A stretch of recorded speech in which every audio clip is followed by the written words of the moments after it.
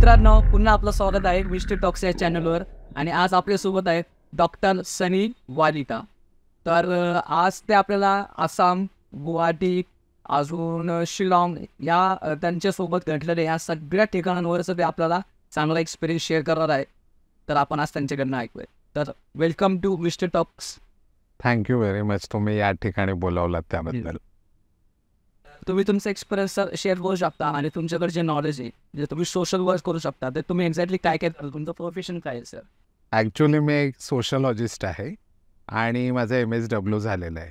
तर बऱ्याच लोकांचे मी काउन्सिलिंग करत असतो. काउन्सिलिंग करतो. परत मला ट्रॅव्हलिंग करायची फार आवड आहे. नवीन नवीन जागा, नवीन देवस्थान बघणं, हे सगळं मला आवडतं. आणि त्या देवस्थानच्या पाठीमागला इतिहास काय आहे, या देवाला आपण कशी पूजा करावी, हा देव कधीपासून इथं वास्तव्याला आहे, याचे पुजारी कोण आहेत, हे कुठून सुरू झालं, म्हणजे ओरिजिन कुठून सुरू होतं, इथपासून मला अभ्यास करायची ही माझी लहानपणापासून हॉबीज आहे. तर मी आत्तापर्यंत सर्व धर्मसमभाव हे मानणार आहे. म्हणजे दर्गा असेल, चर्च असेल, गुरुद्वारा असेल, मंदिर असेल, तर या सगळ्याच देवस्थानांमध्ये मी व्हिजिट करत असतो. कारण प्रत्येक व्हिजिट्स हे आपल्याला काहीतरी नवीन शिकवत असतं. तर मला असं वाटतं की हे जेवढे ट्रिप्स आपण जीवनात करतो त्यासोबत एज्युकेशन पण घेणं फार महत्त्वाचं आहे. Every trip in your life should be a educational trip. काहीतरी तुम्हाला त्यातून ज्ञान मिळावं, बोध मिळावं. आणि ज्ञान हा असं आहे की ते जेवढं आपण देऊ तेवढं जास्त वाढेल, असं आहे. तर या वेळी आसाम दौरा केला. कुठल्या साली केला होता सर तुम्ही? हा डिसेंबर 2023 मध्ये केला, रिसेंटली केला. माझा वाढदिवस होता. तर दर वाढदिवसाला मी कुठल्या तरी देवस्थानाला असतो. मागे शिर्डीला होतो, त्याच्या मागे उज्जैनला होतो, त्याच्या मागे दिल्ली हजरत निजामुद्दीन दर्गा आहे, ज्यांचा हजरत निजामुद्दीन यांच्या नावावरती दिल्ली स्टेशनचं नाव आहे. तर त्या अकबर बादशांच्या पासून ते दर्गा आहे. तर मागे तिथं गेलो होतो. आणि असे मला देवस्थानला जायची हौस आहे. मला असं वाटतं की वाढदिवस साजरा करताना कुठंतरी आध्यात्मिक करावं आणि पॉझिटिव्ह एनर्जी जिथं असते तर तिथं वाढदिवस साजरा केला तर ती पॉझिटिव्ह एनर्जी आपल्याकडे येते आणि नेक्स्ट बड्डेपर्यंत आपण व्यवस्थित रिचार्जमध्ये असतो, असं मला वाटतं. तर यावेळी विचार केला होता की आसाम कामाख्या, तर कामाख्या देवीला जाऊन आलो. गुवाहाटीमध्ये कामाख्या आहे. गुवाहाटी एअरपोर्टपासून 17 किलोमीटरवरती नीलांचन पर्वत आहे. त्या नीलांचन पर्वत पहाडीवरती कामाख्या देवीचं मंदिर आहे. आता कामाख्या देवीचं मंदिर म्हटलं तर ते तंत्रचं विद्यापीठ आहे. तंत्र, जादू, टोना, वशीकरण असे वेगळ्या वेगळ्या गोष्टी तुम्हाला त्या मंदिरात बघायला मिळतील. आणि ते एवढं पॉझिटिव्ह एनर्जीचं स्थान आहे तिथं की जो आध्यात्मिकशी जोडलेला आहे किंवा एखादी मंत्रसिद्धी जर करायची असेल तर नक्की लोकांनी कामाख्या गेलं पाहिजे. सर तिथं म्हणतात असं नाही का, ज्यांना बाळ वगैरे होत नाही किंवा असे काही प्रॉब्लेम असतात ते पण तिथं सॉल्व्ह होतात असं म्हटलं जातं. ॲक्च्युली बघितलं गेलं तर सतीच्या हे 52 शक्तिपीठ आहेत. तर सतीचं जे मेन योनी जिथं पडली आहे ती योनी आहे तिथं देवी कुठल्याही मूर्तीच्या स्वरूपात नाही आहे.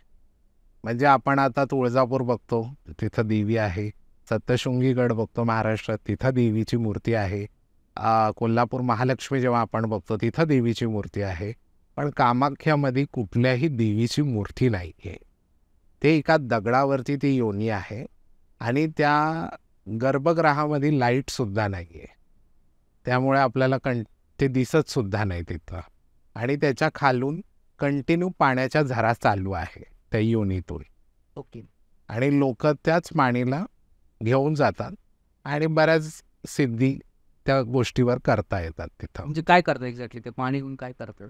आता कोणी आजारी असेल तर ते पाणीचं सेवन करू शकतं. कोणी म्हणजे कोणाला मूल होत नसेल ते त्या पवित्र पाणी मानलं गेलेलं आहे.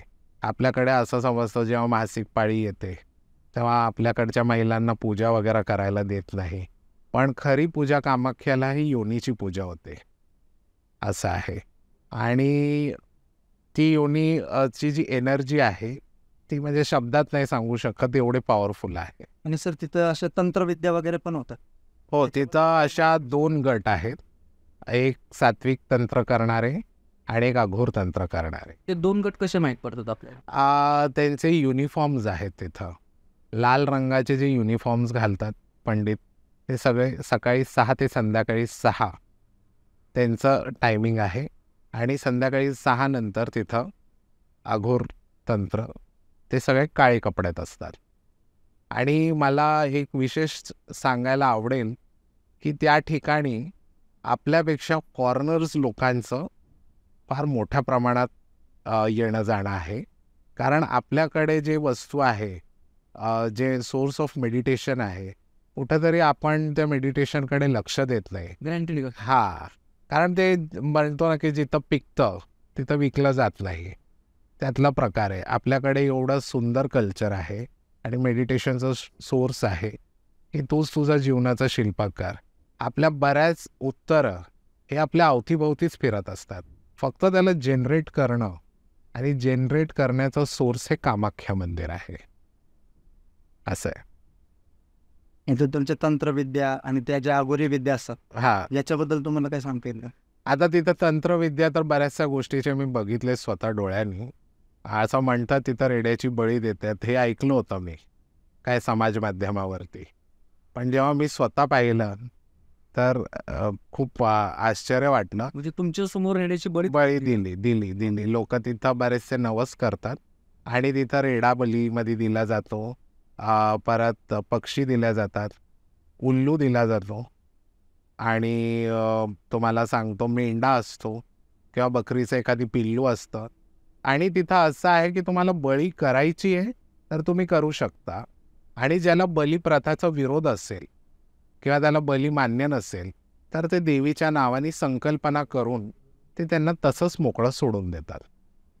आणि ज्या दिवशी त्यांची वेळ भरते ते त्या मंदिर परिसरातून ऑटोमॅटिक गायब होतात किंवा तिथंच संपून जातात. बरं, त्याची प्रोसेस समजा आता कोणाला म्हणजे कोणत्याकडं बळी देत असेल तर त्याची प्रोसेस कशी असते, किंवा त्या साधना कोणाला तिथं सिद्धी प्राप्त करायची असेल तर त्या गोष्टीची प्रोसेस कशी असते ती? म्हणजे बळी का देतात? आता काहींचे नवस असतात, काहींच्या फार ॲम्बिशियस लोक असतात. बऱ्याच गोष्टी काहींना अचीव करायच्या असतात लाईफमध्ये. आणि गिव्ह अँड टेकची पॉलिसी हे पिढ्यानपिढ्या चालत आलेली आहे. जोपर्यंत आपण देवाला नैवेद्य देत नाही तोपर्यंत देवही प्रसन्न होत नाही. जसं आपण म्हणतो की गणपतीला फूल आवडतं, मोदक आवडतात, तसं त्या देवीकडे बळीचा प्रकार आहे. आणि विशेष म्हणजे की त्या मंदिराला लागूनच बली सभागृह आहे. मी तिकडच्या लोकांशी जेव्हा बोललो की हे बली सभागृह बाजूला किंवा इथं तिथं हटवण्याचा शासनाने प्रयत्न केला होता, पण ते पुन्हा आहेत त्याच जागेवरती यावं लागलं त्यांना. कारण कदाचित ते त्या पॉझिटिव्ह एनर्जीला ते मान्य नसेल. म्हणून बळी हे प्रत्येकाच्या व्यक्ती स्वातंत्र्याचा विषय आहे. तुम्हाला करायचं तर तुम्ही करू शकता. इट इज नॉट नेसेसरी की तुम्ही केलंच पाहिजे. पण काही गोष्टी आपल्या नशिबात नसतात आणि आपण ते मागतो तेव्हा देव पण कुठून तरी ते खेचून आपल्याला हाणून देतो. त्यामुळे आपलं जेव्हा काम होतं तर आपण एक आनंद, जसं कोणी पास झाला तर आपण बर्थडे पार्टी सेलिब्रेट करतो, तसं ते त्यांना बळीचा प्रकार आहे तो. बरं, म्हणजे तुम्हाला कुठल्या असं एक बरी माहिती आहे का ते तुमच्यासमोर तर आलं आहे, व त्याची start to end process? For example ते बोलले रेड्याचं बळी नाही का, त्या रेड्याच्या बळीचं स्टार्ट टू एंड प्रोसेस आणि तो काय दिला आणि तो कशा प्रकारे त्यातले कुठले मंत्र वगैरे वापरले? आता बघितलं असेल तर तुम्ही तिकडं आहे ना, आसामी मंत्रज आहेत. बऱ्याच आसामी लँग्वेजेस आपल्याला कळत नाही कारण आपण सगळे बाहेरचे आहोत. आपले मंत्र मॅक्सिमम सगळे मंत्र वेदांमधले असतील, पुराणामधले असतील, ऑलमोस्ट सेम असतात. फक्त प्रोनाऊन्सिएशन हा जरा वेगळ्या पॅटर्नमध्ये असतो, त्यामुळे आपल्याला ते कळत नाही. असं आहे. या देवी सर्व भूतेषु शक्तिरूपेण संस्थिता नमस्तस्ये नमस्तस्ये नमस्तस्ये नमो नमः. हा जो मंत्र आहे हा आपल्या मराठीतला मंत्र आहे, पण हे जर आसामी लँग्वेजमध्ये बोललं तर ते त्यांचे टोन्स लावून बोलतात. त्यामुळे थोडंसं काय होतं की आपण कन्फ्युजनमध्ये येतो. आता जसं मी बघितलं, देवी सप्तशतीचा पाठ आपण नवरात्रीत करतो, चैत्रात करतो, शारदीय नवरात्रीत करतो, गुप्त नवरात्रीत करतो. तसं तिथंही सप्तशतीचा पाठ केला जातं. आणि तिथं म्हटलं आहे की कन्यापूजनला फार महत्त्व आहे कामाख्या देवीला.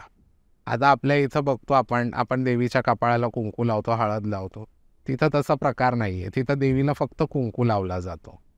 आणि देवीच्या कपाळाला कुंकू न लावता एखाद्या लहान मुलीच्या रूपात, जी 12 वर्षाच्या खाली आहे, लहान मुलीच्या रूपात तिचे पाय पुजले जातात. एका पात्रामध्ये तिचे पाय धुवून त्या ठिकाणी कुंकू लावून, फुलं लावून, अभिषेक करून एक देवीचं स्वरूप म्हणून तिला तिथं त्या ठिकाणी पूजलं जातं.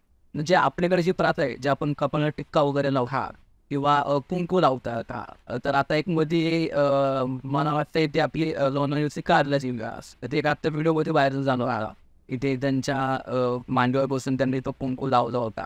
तर तशा प्रकारच्या तिकडे गोष्टी होतात. नाही, असं होत नाही तिथं. त्याच्या मागचं कारण आपल्याकडे कदाचित पूजेची व्यवस्थित माहिती आहे लोकांना. कारण कसं आहे की जे काही देवत्व आहे, तर जे एनर्जी पास होते ती पॉझिटिव्ह एनर्जी हे पायातूनच मिळते. तर मला असं वाटतं की पायामध्येच जास्त स्थान आहे.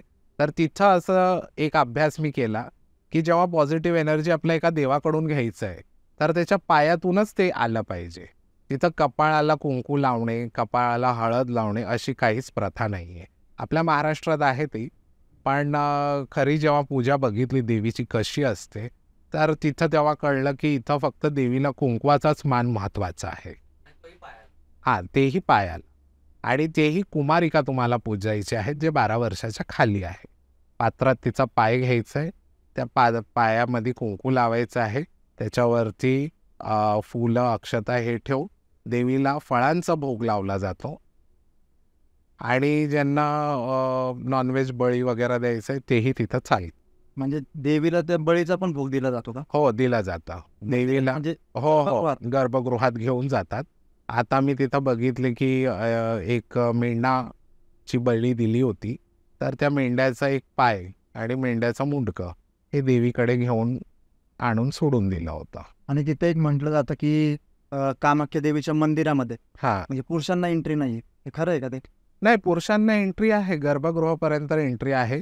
पण मलाही जेव्हा मी गर्भगृहात प्रवेश करत होतो, तर मला एक असं वाटत होतं की देवी ही आई आहे आणि आईची योनी बघणं हे मला कुठंतरी मनात पटत नव्हतं. पण माझ्यासोबत एक महिला होत्या, त्या बोलल्या की त्या योनी झाकलेली आहे, चुनरीने झाकलेली आहे. देवीला लाल रंग फार प्रिय आहे. ती चुनरी घेऊन फक्त आपल्याला तिथं झाकायची आहे. तर तिथं दिसण्याचं काहीच गोष्ट नाही आहे की तिथं काहीच दिसलं नाही. तिथं आम्ही फक्त खाली बसलो, चुनरी झाकली, आमचं जे काय हार होतं ते देवीला अर्पण केलं, देवीला ओटी अर्पण केली. आणि जे पाणी, जिथून पाणी निघत होता, त्या पाणीमध्ये पंडित सांगतात की इथं हात लावा आणि ते पाणी आपल्या डोळ्याला लावून घ्यायचं. एवढं पवित्र पाणी आहे तो. तर आपल्या मागे असणाऱ्या ज्या निगेटिव्ह गोष्टी आहेत ते बऱ्याचशा काट होतात तिथं. आणि अजून तिथं कामाख्या देवीचे भरपूर तंत्र देखील रिसेंटली आपल्या महाराष्ट्रात खूप मोठं प्रकार झालं होतं, जेणेकरून त्यांनी आपण नवीन सत्ता स्थापन केली आणि त्याच प्रोसेसमध्ये ते कामाख्या देवीला गेले होते. आणि त्याच्यानंतर आपल्या महाराष्ट्रातील लोकांची खूप मानसिकता झाली की तिकडे गेल्यानंतर या सगळ्या गोष्टी होतातच. तर त्याच्यावर तुम्ही काय सांगू शकता? बघा, असू शकतं दैवीय शक्ती आहे हे मी पर्सनली मानतो. पण मी काय म्हणतो, राजयोग हे एकाच्याच नशिबी येतं. सगळेच राजा होऊ शकत नाही. आणि कोणाची कृपादृष्टी झाली तर राजाचा रंक होतो आणि रंकाचा राजा होतो, हे इतिहास आहे. पण एक गोष्ट की जेव्हापासून नवीन सत्ता फॉर्म झालेला आहे महाराष्ट्रात, तेव्हापासून महाराष्ट्रामधला जो टुरिझम आहे कामाख्याकडे जाणारा, हा तिपटीने वाढलेला आहे. जे फ्लाईट्स पूर्वी 5,000 10,000 मध्ये रिटर्न मिळत होते, ते आज 25,000 आणि 30,000 रुपये डिमांड करायला लागले. लोकांना नॉर्थ ईस्ट बाबतीत माहितीच नव्हता की भारतात नॉर्थ ईस्ट म्हणून काहीतरी भाग आहे किंवा तो एवढा ब्युटिफुल आहे किंवा तिथं तंत्र साधनं आहेत. दशमहाविद्या जे आपण म्हणतो, ते दशमहाविद्यातले सगळे मंदिर हे कामाख्याला आहे. ते नीलांचन पहाडी आहे आणि नीलांचन पहाडीला लागून ब्रह्मपुत्र नदी नाही म्हणत, हे नद आहे. कारण ब्रह्मपुत्र हा मेल आहे आणि त्याचा पात्र हा गंगा नदीपेक्षा मोठा आहे. असं आहे की जेव्हा त्या ब्रह्मपुत्र नदीला पूर येतं तेव्हा पूर्ण आसाम त्या पुराच्या खाली जातं, असं आहे. तर हे खूप सायंटिफिकली इंटरकनेक्टेड आहे, आध्यात्मिक इंटरकनेक्टेड आहे. आणि आजकालचा एक ट्रेंड झाला आहे की मला राजकारणात यशस्वी व्हायचं तर मला कामाख्याला जाणं आहे, बरोबर. असं आहे. आणि ती गर्दी वाढली तिथं, त्यामुळे काय असं बॅड इफेक्ट पडतो कधी ते, म्हणजे ॲक्च्युली तो प्राण जर बघितला गेला तर फायनान्शियली तो स्टेट खूपच वीक आहे. टुरिझमच हा एकमेव साधन आहे जेणेकरून त्यांचं उदरनिर्वाह तिथं होऊ शकतं, असं आहे. आणि जेव्हापासून सत्ता संघर्ष झालेला आहे तर गल्ली गल्लीतल्या व्यक्तीला वाटतं की आपण राजकारणात जावं आणि आपला झेंडा कायम फडकत राहावं. मग प्रत्येकाची आस्था असते आणि प्रत्येकजण जातो. आता नुसतं जाऊन पिकनिक करून येण्यासारखा तो स्थान नाही. आध्यात्मिक प्रगती जर आपल्याला हवी असेल तर त्या ठिकाणी साधना करण्यात सर्वात उत्तम जागा आहे. तुमची आध्यात्मिक उंची ही ऑटोमॅटिक तिथं वाढते, असं आहे. कारण साक्षात कामदेवानी ते मंदिर बनवलेलं आहे आणि विश्वकर्मांनी ते मंदिरचं डिझाईन केलेलं आहे. कामदेवानी ते मंदिर बनवल्यामुळे कामेश्वरी असं नाव देवीला देण्यात आलेलं आहे. आणि कामेश्वरीचं आसामी टोनमध्ये ती कामाख्या झालेलं आहे. ॲक्सेंट त्यांचा ॲक्सेंट तसं आहे. बरं. आणि अजून एक तुम्हाला विचारायचं होतं की समजा तिथं आता कुठली लोकल टुरिझम जास्त चालले किंवा महाराष्ट्रातले सगळ्यात जास्त लोक तिकडे चालले किंवा कुठलेही भारतातली लोक तिकडे आता मला त्या लोकांना त्या गोष्टी माहीत पडल्या सोशल मीडियाच्या मार्फत. त्याच्यामुळे आता लोकांचा एक इंटरॅक्शन जास्त झालेलं आहे कामाख्याकडे. तर तिथल्या लोकांचा जो बिहेवियर आहे किंवा तिथले पंडित्स वगैरे, तर त्या बाबतीत त्यांचं बिहेवियर असेल कारण की तुम्ही ऑलरेडी जाऊन आला किंवा अनुभव आलेला आहे. तर काय चांगला अनुभव असेल तरी तुम्ही सांगू शकता का किंवा वाईट आला असेल? ॲक्च्युली बघितलं गेलं तर तिकडे खूप वीक स्टेट असल्यामुळे फायनान्शियली तर बरेच पंडित हे मागे लागतात किंवा आपल्याला चुकीचा सल्ला देतात. फसवेगिरी. हां, की तुम्ही ही पूजा करा 10,000ची 21,000ची, असं फलप्राप्ती होईल तसं फलप्राप्ती होईल. पण मला असं वाटतं की तिकडं जेव्हा आपण कामाख्याला जातो तर सर्वात उत्तम कन्यापूजन करणं. एक कन्यापूजन किंवा कन्याभोजन अशा 2 प्रकार आहेत. कन्यापूजनमध्ये काय होतं की एक कन्याला तुम्ही बोलवता, पात्रामध्ये तिचे पाय पुजता आणि कामाख्या देवीचे पाय तुम्ही पुजताय, याचं फल आपल्याला प्राप्त होतं. आणि कन्याभोजनमध्ये एक पूर्ण जो भोजन आहे आपला पंचपक्वानाचा तो एखाद्या कन्याला तुम्ही देवीच्या नावाने तिथं देऊ शकता. मला असं सांगायचं आहे की लोकांनी IQवर न जाता, काही लोक म्हणतील आम्ही 100 कन्यांना जेवण देतो, असं न करता तुम्ही 100 करा किंवा तुम्ही 1 करा. फळप्राप्ती हे देव देणारच आहे. फक्त आपल्याला कर्म चांगले करायचे आहेत. आपलं मन चांगला तर सगळंच काही चांगलं. मला असं वाटतं की असे थोडेसं लोकांनी जागृत राहिलं पाहिजे. कारण काय होतं की लोक फार भोळे आहेत. आपले महाराष्ट्रीयन लोक तर आध्यात्मिक बाबतीत फारच म्हणजे आपण डोक्याने विचार करतच नाही. आपलं तर असं म्हणजे आस्थाचा विषय. पण आस्थाचा बिझनेस नाही झाला पाहिजे आणि त्यांचेही घरं चालले पाहिजे, हे माझं मत आहे. पण कधीतरी असं वाटतं की एखाद्याचा फायदाही गैरफायदा घेऊ नये. तर मला असं वाटतं की जेव्हा आपण कामाख्याला जातो तेव्हा योग्य व्यक्तीकडे जावं आणि योग्य व्यक्तीच्याच हस्ते पूजा करून घ्यावी. योग्य व्यक्ती कशी जाणार आपल्याला, योग्य आता ते आपल्यावरती ठरवायचे, आपल्या सिक्स सेन्सनी ठरवायचे आहेत.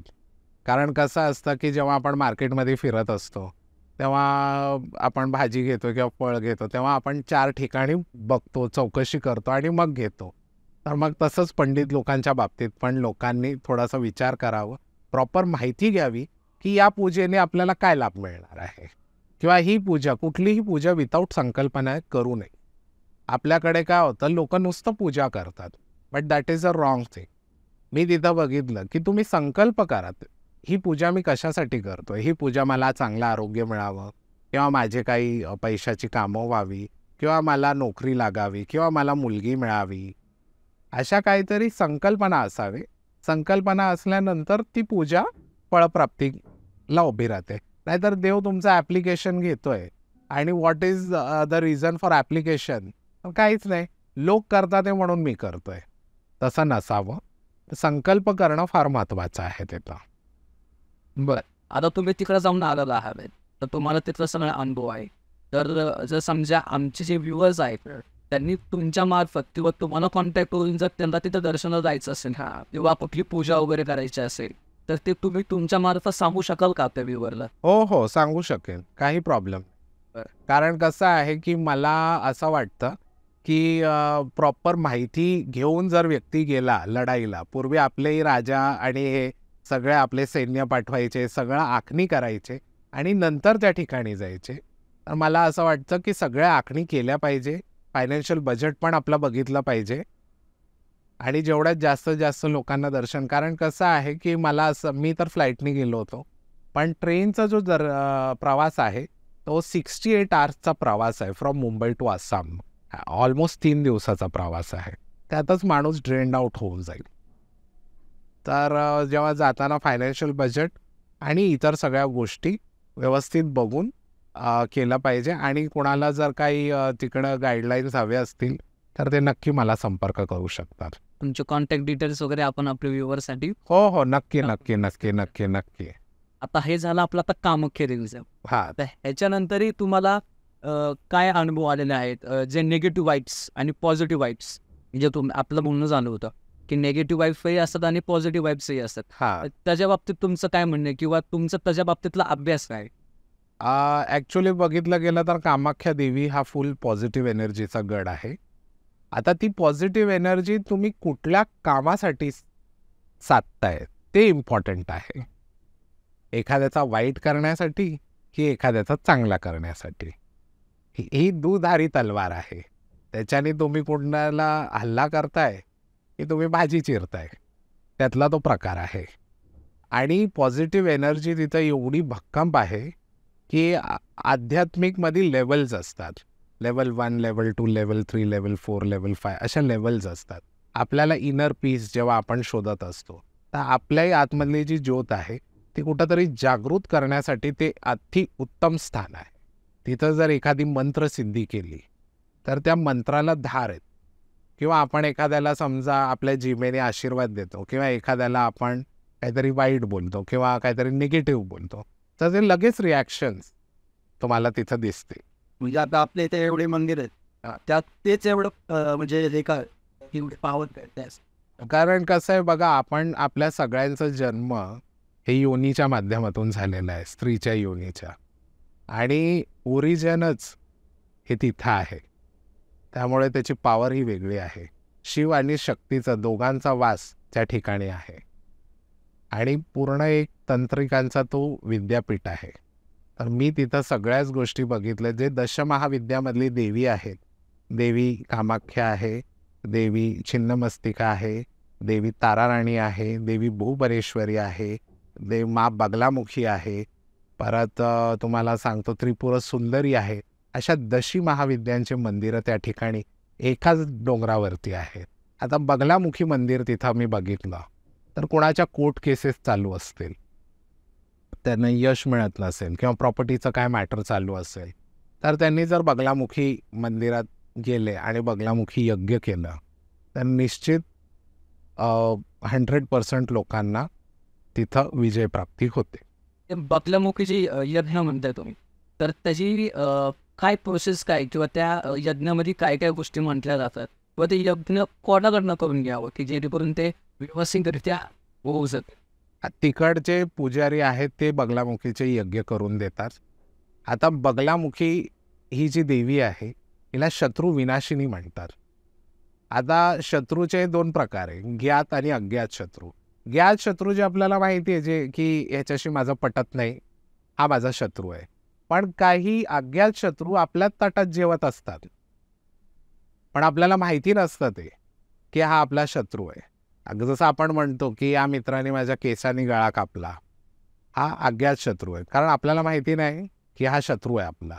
जेव्हा बगलामुखीचे आपण यज्ञ करतो तर त्या यज्ञाच्या माध्यमातून एवढ्या ज्या निगेटिव्ह लोक आहेत हे ऑटोमॅटिक आपल्यापासून तुटत असतात.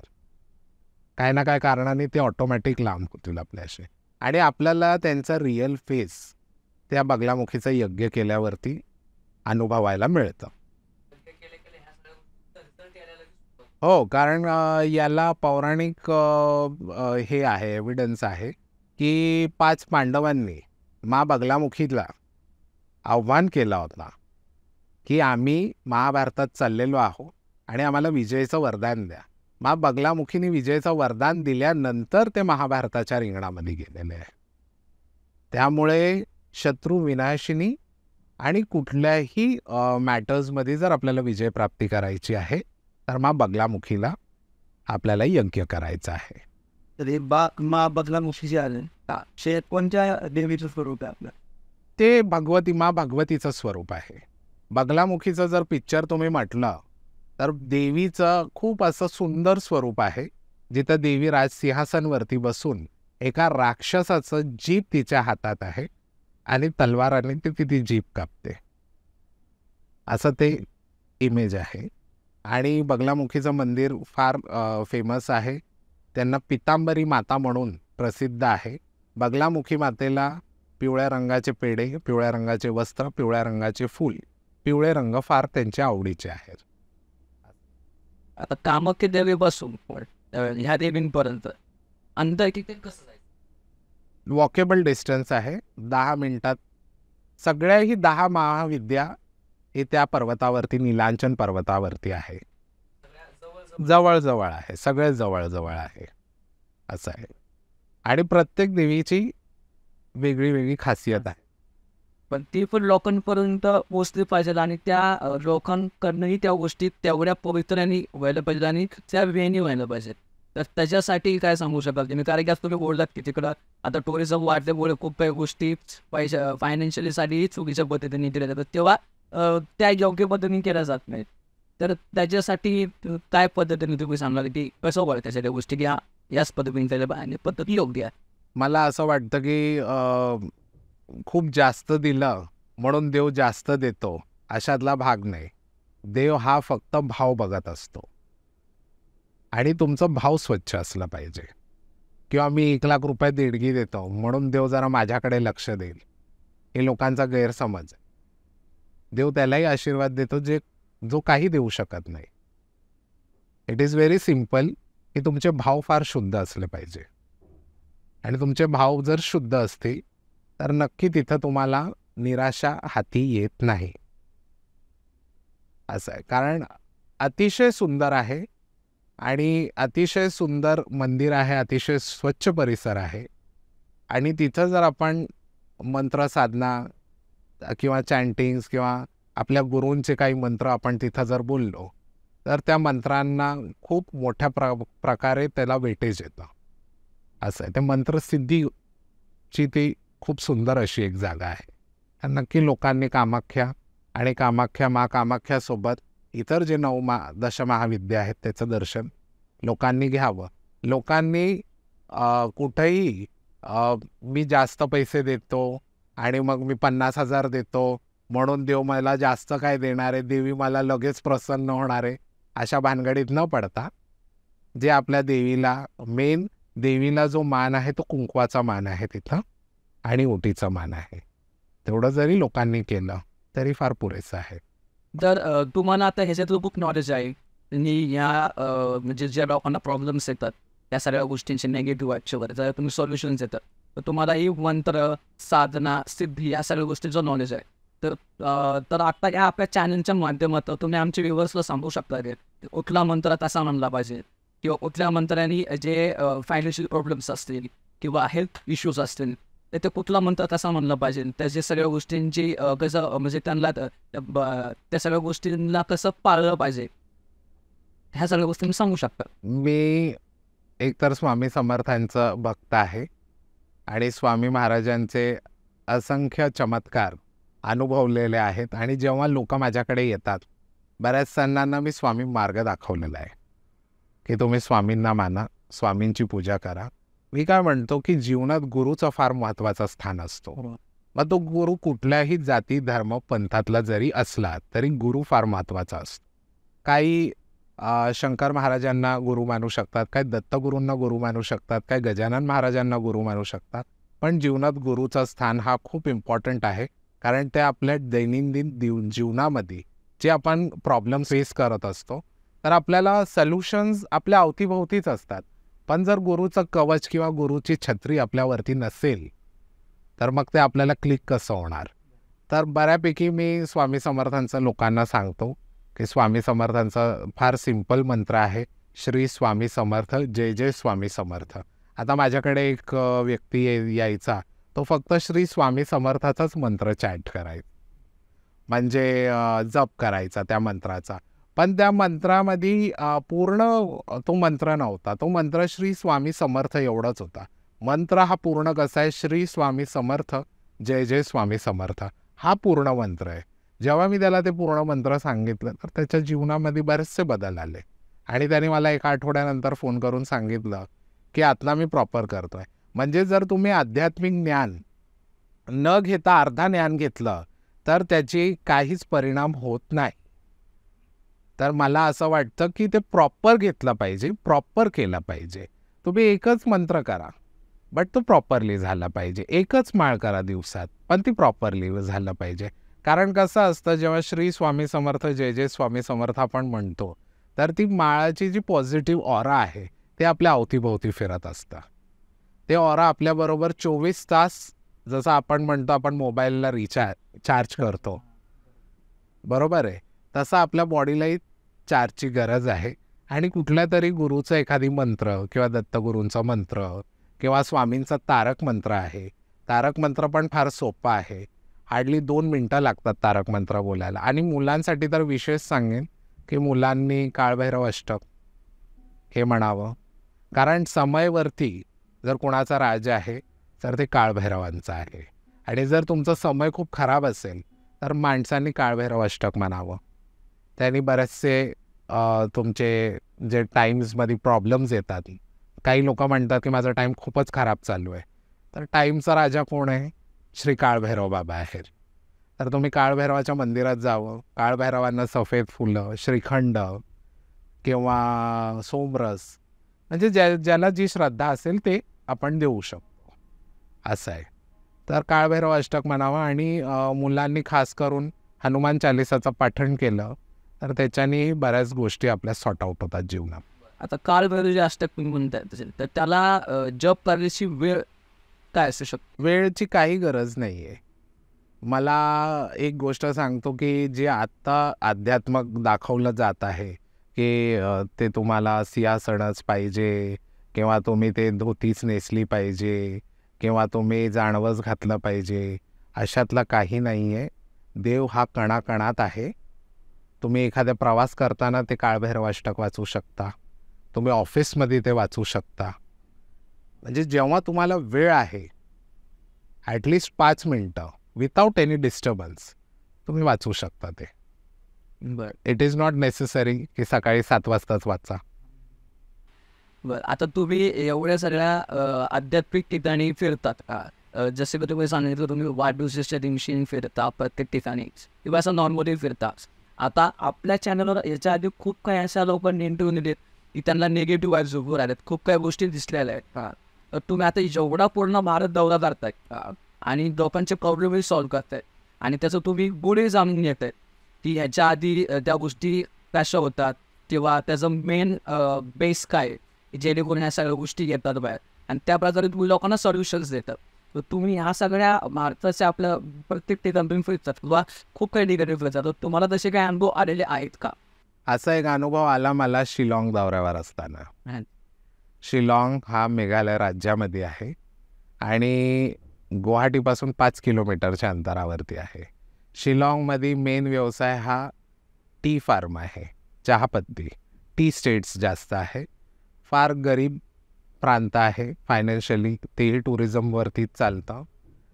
मी बऱ्याचशा शिलाँगचे व्हिडिओज पाहिले होते यूट्यूबला की ते खूप सुंदर आहे. तिथं डावकी रिव्हर आहे, उमाया लेक आहे, परत तिथं केव्ज आहेत, चेरापुंजी म्हणून एक हिल टॉपवरती केव्ज आहेत.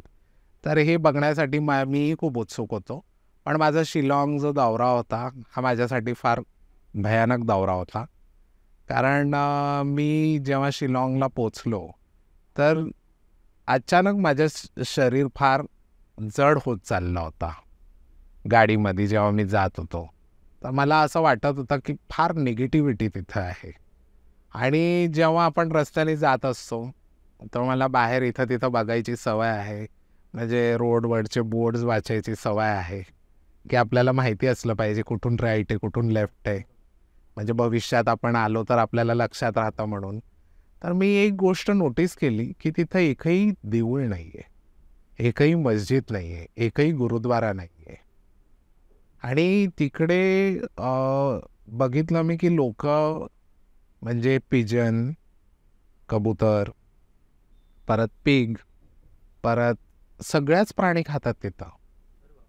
आणि खुल्लम खुल्ला तिथं मिळतं सगळ्या गोष्टी. मग तिथल्या गव्हर्नमेंटने वगैरे त्यांना काय ते रिस्ट्रिक्शन्स केले नाहीत का की आता हा प्राणी आता मी तुम्हाला सांगतो की मी शिलाँगला जेव्हा गेलो तर मी डावकी रिव्हर बघायला गेलो. डावकी रिव्हर हा भारतातला कदाचित असा रिव्हर आहे की फार तिथं म्हणजे निगेटिव्हिटी खूप मोठ्या प्रमाणात आहे. म्हणजे इतर नद्यांमध्ये आपण पूजा करतो, दिवा सोडतो, नद्यांचा अभिषेक करतो, आरती करतो, तर तिथं पॉझिटिव्ह वाईब्स जास्त असतात. पण ह्या डावकी रिव्हरवरती मला फार निगेटिव्ह वाईब्स झाले. आणि रस्ताही एवढा कच्चा होता की डोंगराच्या ह्याच्यातून खोदून खोदून रस्ते बनवले होते. आणि ते डावकी रिव्हर बांगलादेशला लागून आहे. म्हणजे एका साईडला बांगलादेश आहे रिव्हरच्या आणि दुसऱ्या साईडला भारत देश आहे. जरी आपण चुकामुक झाली तर विदाऊट पासपोर्ट आपण बांगलादेशमध्ये पोहोचू. म्हणजे टुरिझम करावं, पण असंही टुरिझम करावं नाही जे आपल्या अंगलट यावं. आणि डावकी रिव्हरमध्ये जात असताना माझा ड्रायव्हर होता, हा तिकडचाच लोकल ड्रायव्हर होता. आणि त्याला तिथं खासी भाषा बोलतात, लोकल लँग्वेज खासी भाषा आहे. आणि तिकडची जी माणसं आहेत 3-3 फुटाची माणसं आहेत. म्हणजे सगळे म्हणजे त्यांचे चेहरे ऑलमोस्ट सेम. आणि ते पुरुष असेल बाई असेल 3-3.5 फूट ह्याच्यावर नाही. आणि तिथं गाड्या जसं आपण मुंबईत फॉर्च्युनर बघतो, BMW बघतो, अशा गाड्याही नाही. तिथं मारुती 800 जी गाडी आपल्याकडे स्क्रॅप झालेली आहे त्या गाड्यांची संख्या तिथं जास्त होती, कारण ते शॉर्टी आहेत सगळे, असं आहे. तर मी जेव्हा तिथं डावकी रिव्हरवरती गेलो, प्रवास करत होतो, तर पूर्ण त्या प्रवासामध्ये कुठेही चहाची टपरी नाही, कुठेही वॉशरूम नाही. आणि एवढं भयानक ते वातावरण होतं आजूबाजूला की असं वाटत होतं की आपण निगेटिव्हिटी कुठंतरी चिरून चाललेलो आहे. आणि तो प्रवास होता त्यांचा खूप दिवसा होता रात्रीचे मोस्टली हॉटेल्स वगैरे नाही. तो माझा जो प्रवास होता डावकी रिव्हरचा हा सकाळी 7 वाजता मी तो प्रवास सुरू केला आणि सकाळीच तो हॉरर प्रवास सुरू झाला. डावकी रिव्हर हा माझ्या जिथं मी थांबलो होतो तिथून 90 किलोमीटर होता.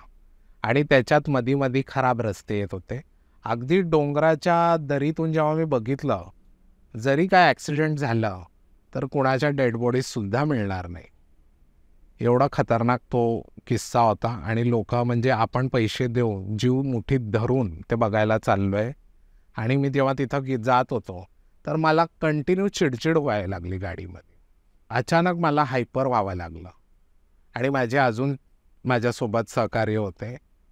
तर तिथं जात असताना डावकी रिव्हरवरती तो पूर्ण रिव्हर हा काळा पाणी आहे. काळा पाणी का तिथं गाळ आहे तेवढा? I don't know. पण तो पाणी आपण जे नदी बघतो ते नदी नॉर्मल असते, हिरवी असते किंवा निळे असते, पण ती नदी पूर्ण काळी होती. आणि त्या नदीवरती फार निगेटिव्हिटी होती. म्हणजे तिथं मला विचित्र विचित्र अशी लोक दिसत होती ज्यांना डोकं नाही आहे, डायरेक्ट डोळे दिसत होते. हो, हँडलेस. हां, अशा गोष्टी तिथं मी स्वतः अनुभवले. आणि ड्रायव्हर आमचा म्हणत होता की पुढं जाऊन बोटिंग करूया, म्हणून आम्ही परत गाडीत येऊन बसलो. बोटिंग करायला आम्ही पुढं जायचा विचार केला, तर अचानक जंगलात एक मुलगी दिसली आम्हाला. म्हणजे मुलगी फळ विकत होती. त्याच्या आधी तिकडे कोणीच नव्हतं. तर त्या मुलीने आमच्या गाडीसमोर आली. आम्हाला वाटलं की फळ, आपण जसं म्हणतो की गरीब व्यक्तीकडून काहीतरी फळ वगैरे घेऊया वगैरे. हां. तर जेव्हा ती मुलगी आली तर ती तिकडच्या भाषेमध्ये बोलत होती. की पुढं जाऊ नका. तर आमच्या ड्रायव्हरला मी म्हटलं ही काय बोलते ते आम्हाला सांगा. तर त्यांनी सांगितलं की पुढं जाऊ नका ते सांगते. तरी आमचा ड्रायव्हर ऐकायला तयार नव्हता, कारण तो मनी माइंडेड पर्सन होता. त्याला किलोमीटर वागवायचे होत्या. पण मला कुठंतरी असं वाटलं की आपण जेव्हा आध्यात्मिकमध्ये असतो तेव्हा आपल्याला अशा गोष्टीच येतात. आणि नुकतेच कामाख्या देवीचं दर्शन केलं होतं, कन्यापूजन केलं. तर आम्ही सगळ्यांनी ठरवलं की आम्ही पुढं जाणार नाही. आणि आम्ही रिव्हर्स रिटर्न गाडी फिरवली. जशी आम्ही गाडी फिरवली आणि पुढच्या काचेत मी बघितलं तर ती मुलगी नाहीशी झाली तिथं. आणि ते किती वेळ झाला होता त्या गोष्टीला? म्हणजे ती मुलगी आधी दिसली होती? हो, आधी मुलगी दिसली, आमच्याशी बोलली. तिच्या हातात तिकडचा जो लोकल फळ होता, जे जंगली फळं त्या जंगलामध्ये मिळतात. आणि आम्ही विचार केला त्या पूर्ण जंगलात एकही पक्षी दिसला नाही, एकही माकड दिसला नाही, एखादी साप दिसला नाही किंवा एखादी कुत्रा दिसला नाही रोडवर. काही नाही, भकास, एकदम भकास. आणि इव्हन एवढा भकास होता की त्या पानांमध्ये पण जीव नव्हता असं वाटत होता, किंवा जी नॅचरल हवा वाहते त्याच्याने तरी. तर ते सुद्धा अनुभवलं नाही. तिथून आल्यानंतर आम्ही हॉटेलला आलो. आम्ही हॉटेलला जेवलो. आम्ही विचार केला की लवकरात लवकर आपण हॉटेलला पोचू, कारण आम्हाला 90 किलोमीटर परत जायचं होतं. आणि विशेष म्हणजे काय की तिथं रात्र लवकर होते. 4 वाजता तिथं 8 वाजताची फिलिंग येते. दुपारी 4 वाजताच तुम्हाला वाटेल की रात्रीचे 8 वाजलेले आहेत. एवढा अंदाज 4 वाजता होतो. तर आम्ही कसं ते ड्रायव्हरला हे करून आम्ही परत हॉटेलला आलो आणि हॉटेलला थांबलो येऊ. आणि त्या दिवशी रात्री असं घडलं की बरोबर 3 वाजता बेडरूमचा दरवाजा वरती आवाज आला आणि मी खटकन उठलो. दरवाजा ठोकायचा आवाज आला. तर मी म्हटलं आता त्या हॉटेलमध्ये आमचे 2 रूम्स होते बाजूबाजूला. तर मला काय वाटलं की कोणी बाजूचाच मित्र वगैरे कोणी आला असेल. तर मी माझ्या बाजूला 2 माझे मित्र झोपले होते. मी त्यांना उठवलं की उठा. पण ते एवढे गार झोपेत होते की त्यांना ते आवाज ऐकू नाही आला. आणि मला सवय आहे की लगेच मोबाईल बघायची किती वाजले. तर बरोबर 3 वाजले होते. आणि मग मी म्हटलं जाऊ दे, एवढ्या अंधारात मी आवाज देतोय की कोण आहे त्या बाजूला, जर कोणी आहे आमच्या मित्रातलं तर आवाज द्या रिटर्न. तर कोणी आवाज दिला नाही. आणि अचानक मला पोटात फार दुखायला लागलं, म्हणून मी वॉशरूममध्ये गेलो सडनली. त्याच्या अगोदर काही नाही, ते बघितल्यानंतर म्हणजे ते बेडरूमचा आवाज आल्यानंतर. तर मी वॉशरूममध्ये गेलो आणि फ्रेश व्हायला वॉशरूममध्ये गेलो. आणि खूप झोप होती, झापड होती. मी म्हटलं आता आपल्याला सकाळी परत फ्लाईट घ्यायला गुवाहाटीला यायचं आहे, तर आता काय झोपायचं, म्हणून मी पाणी मारत होतो डोळ्यावरती की आपण काहीतरी मूवी वेब सिरीज बघूया रात्री. तर मी जेव्हा पाणी मारलं तेव्हा ते काचेत मला दिसलं, ते वॉशरूमच्या ब्रह्मराक्षस. म्हणजे कसं होतं त्याचं स्वरूप? ब्रह्मराक्षस होता कसा तो मी तुम्हाला सांगतो की त्याचं फक्त डोकं दिसलं मला आणि त्याच्या कपाळी कुंकू होता. आणि ब्रह्मराक्षस हा ब्रह्मवेळीच अटॅक करतो पहाटेला. तुम्हाला तसं कळलं की तो ब्रह्मराक्षसच आहे. कारण ते मी एवढा आरपार मिररमध्ये पाहिलं तर मला ते समजलंच की जेव्हा मी त्या रिव्हरवरून रिटर्न येत होतो तेव्हाच मला तर असं वाटत होतं की कोणीतरी आपल्यासोबत असा आजूबाजूला निगेटिव्हिटी फार मोठ्या प्रमाणात वाढलेली आहे. हां, तर मला असं वाटलं. आणि एवढं माझी हालत खराब झाली की मी ते बघितल्यानंतर मला धडाधड वॉमिटिंग सुरू झाली.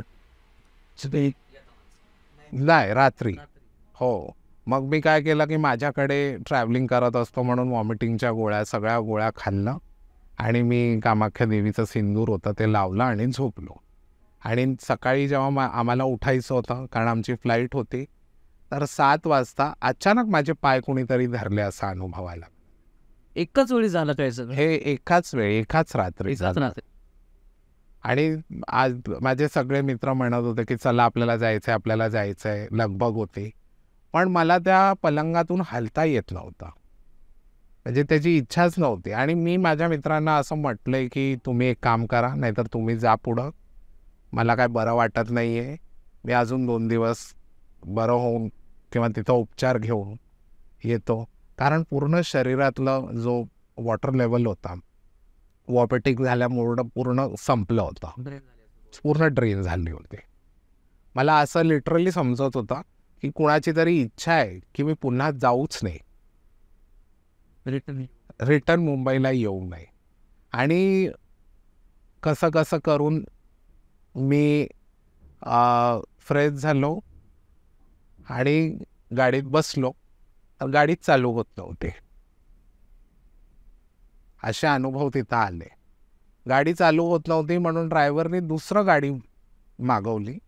अचानक जी गाडी काल डावकी रिव्हरला जाऊन आली होती ती गाडी चालूच होत नव्हती.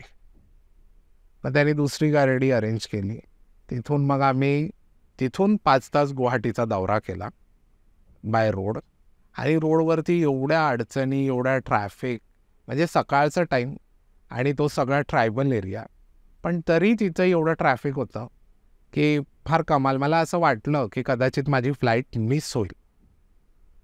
तर तिथून जे 5 तास मी प्रवास केला तर देवाचं, स्वामींचं स्मरण करून की स्वामीराया मला व्यवस्थित घरी पोचवा, कसंही करून मी इथं अडलेलो आहे. तो एक प्रकारे चकवा लागला होता. म्हणजे आम्ही फिरून फिरून त्याच स्पॉटवर येतोय, फिरून फिरून त्याच स्पॉटवरती येतो. ड्रायव्हर होता गाडीचा, तो तिथंच होता प्रॉपर. हा तिकडचाच होता, पण त्याला पण काय समजत नव्हता, असं आहे.